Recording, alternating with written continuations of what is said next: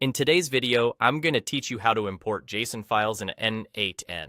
If you've ever exported a workflow or received one from a teammate, importing that JSON file into n8n is a quick way to get up and running without building everything from scratch. I'll walk you through it in plain language and share a few helpful pointers so the process feels smooth and predictable. First, make sure you have your JSON file ready on your computer. This is the file that contains the structure of your workflow, the nodes, their connections, and the configuration data that ties it all together. It should have a .json extension and ideally come from a reliable source, such as an export from n8n or a trusted library.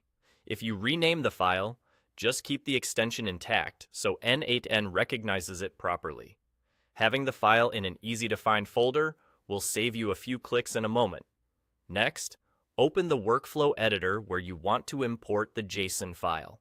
This is important because the import will load directly into the editor you currently have open. Think of the editor as your canvas. You're about to place an entire arrangement of nodes onto it, exactly as defined by the JSON. If you prefer to keep things tidy, confirm you're in the correct workflow space before moving on.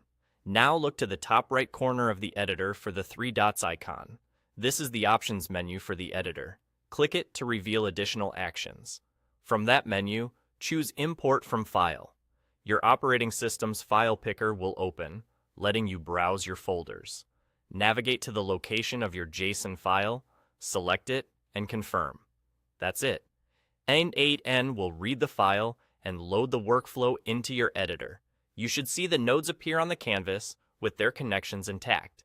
If everything is compatible, the layout will look just like it did when it was exported.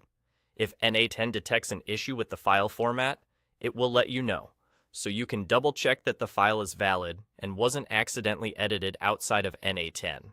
To keep things efficient in the future, store your JSON files in a clear folder structure and consider including version details in the file name. When you import, a clean and descriptive name makes it easier to remember which workflow you're working with. And if you ever receive a file from someone else, a quick glance inside to confirm it looks like a standard n8n export can help you avoid surprises. And there you go. You've learned how to import JSON files into n8n quickly and confidently. Thanks for watching, and I'll see you in the next one.